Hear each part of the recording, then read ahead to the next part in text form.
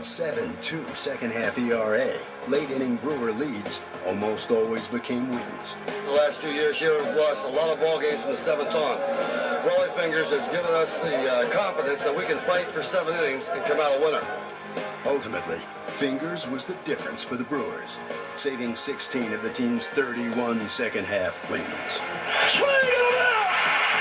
Goodbye, Detroit! Hello, New York!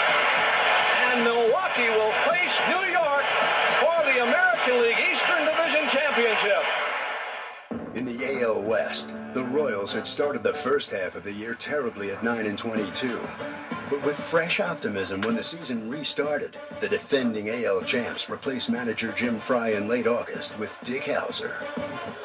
I like the ball club. That's one reason I'm here. Every club has some problem, but I think all you have to do is look to what they did last year. And most of those players are still here, and you can see that's a good ball club.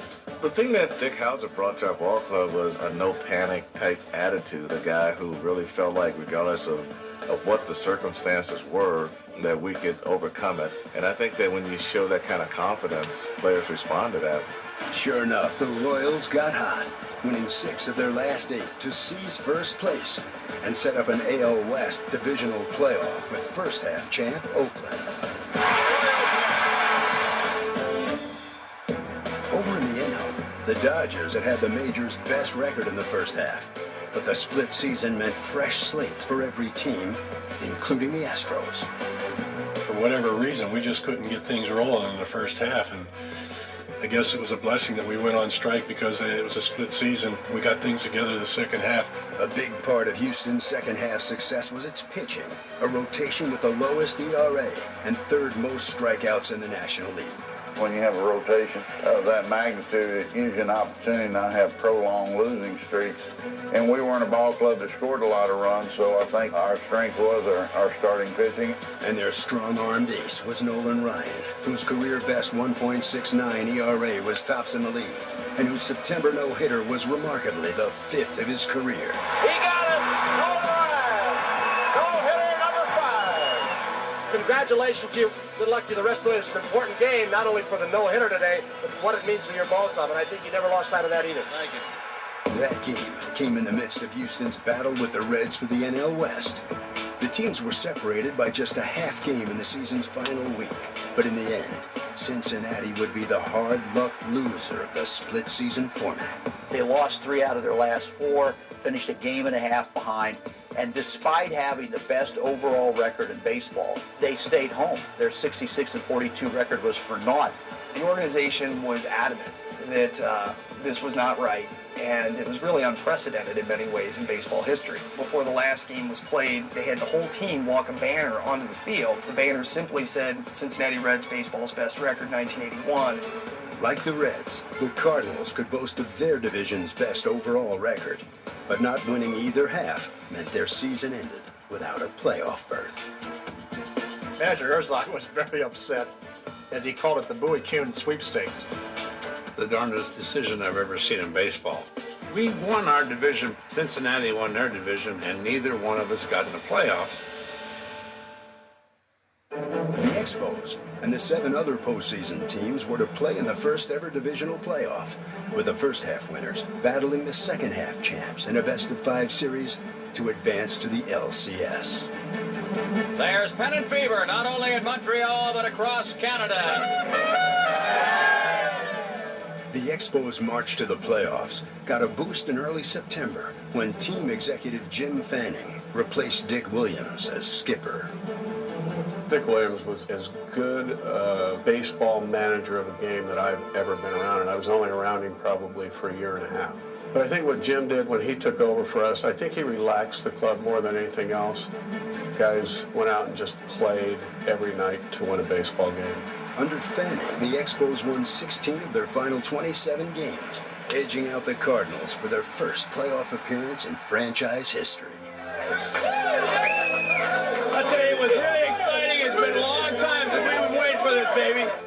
1979, we lost out to the Pirates by 2 games, and in 1980, we lost out to the Phillies by 1 game. And now the Expos were presented with an opportunity for vengeance against the Phillies in their opening playoff series.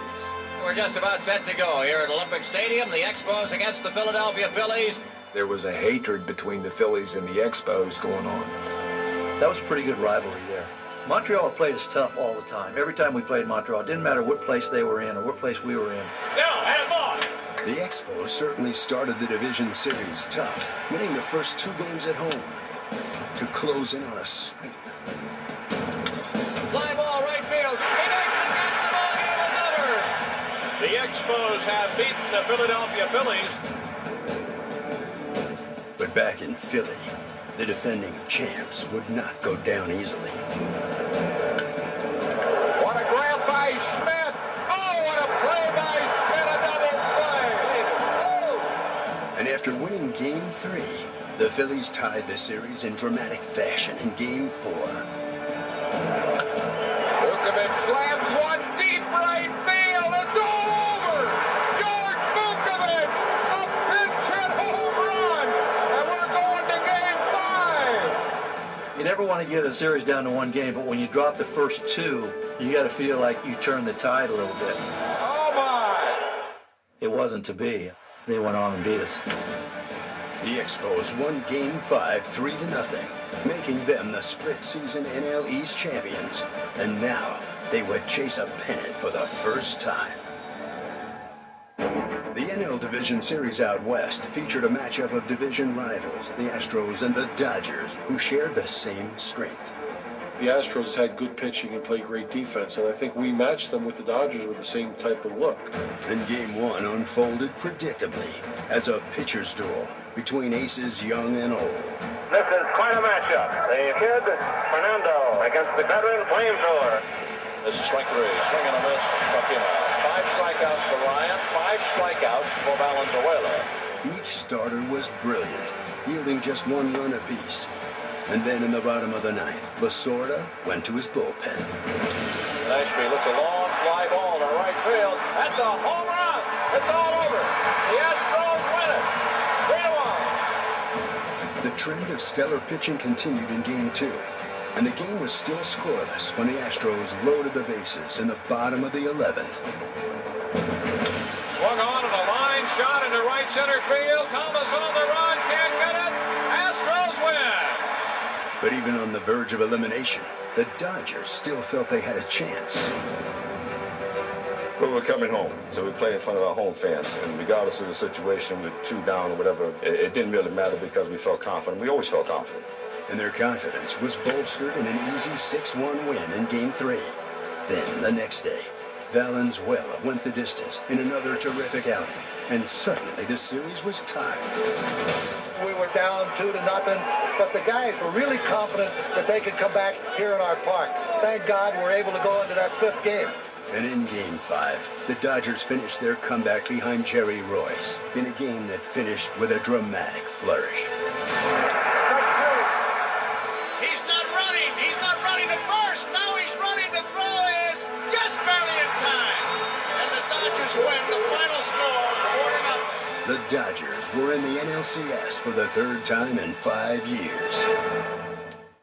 In the AL West Division Series, the Royals, a sub-500 team overall in '81, were dominated by A's pitching from start to finish. Ground ball to the first baseman. Spencer's got it. Underhands to Norris, and this game is over as Norris allows only 4 singles and shuts out the Royals 4-0.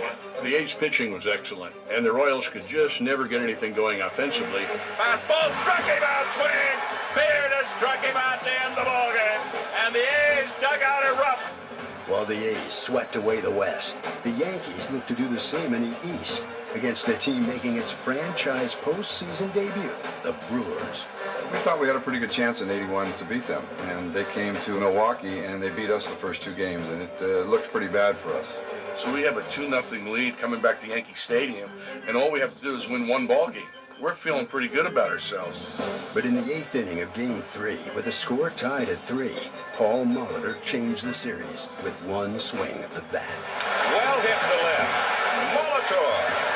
Homers to left at about 380 feet, and the Brewers are back on top 4-3. We had our suitcases packed, ready to go, and we had to go back to the hotel, and we won the game. And the next day, Fingers was called in to protect a 2-1 lead in the 9th inning of Game 4. 2 outs. The tying runners at third. Knocks down the Fingers and Cerrone. The guy threw him 4 straight fastballs. He was right on him, and he fouled him back. Cerrone got a piece of it, fouled it back, and stays alive. Got to the next pitch, and Ted Simmons stuck down slider. And I said, okay, let's try a slider. He struck him out, and there will be another game tomorrow as the Brewers tie the series 2 wins apiece. The Brewers had drawn the series even. One game would decide who was moving on, which certainly didn't please the Yankees' boss afterwards in the clubhouse. I had struck out to end the game. Next thing you know, he's ranting and raving, and I thought he was talking about me, and I confronted him. Which was a shocking event in itself because whoever talked back to the boss. Thank goodness Bobby Mercer stepped in the middle of us and got in between us. And then George had what I called the General Patton speech. He said that the great Yankees would turn over in their graves if we lost the next day. We're getting set for game number 5 between the Milwaukee Brewers and the New York Yankees. We felt as though we had the momentum after beating the Yankees twice in a row in their ballpark, and we knew we had our hands full with Goodrich. I've seen Gator in pressure situations before. Anytime you're in a game 5, he's the guy you want with the ball in his hand. So we felt very confident. But in the 2nd inning, Brewers slugger Gorman Thomas got to Gator. And Winfield, it's gone. Thomas is on the scoreboard. The Brewers would make the lead 2-0 in the 3rd against Guidry. But then in the 4th, with the tension at Yankee Stadium rising, Reggie Jackson came up. Reggie Jackson was not called Mr. October for nothing. Showtime for Mr. October in full Reggie vision. A 2-run homer to tie. His 16th homer in postseason play. With Reggie, you almost expect that. One swing of the bat could change the whole complexion of the game. Oscar Gamble followed with a cloud of his own, and Yankee bats were suddenly alive and well. The Bombers were up 4-2 in the 5th when Game 2 starter Dave Righetti was called upon in relief on short rest to secure the series. I don't even think I gave signs when Righetti came in. It was all fastballs. Rags used to get mad at me. I said, I love your fastball. These guys can't catch up to it. He did a tremendous job bridging the gap to Gossage. Deuce Gossage relieved Righetti to save New York for the 3rd time, and for the 5th time in 6 years, the Yankees were #1 in the American League East. The way that series played out, it was a relief to get past them because we really felt like if we can get some momentum going and get the field going, that we'd be a very dangerous ball club.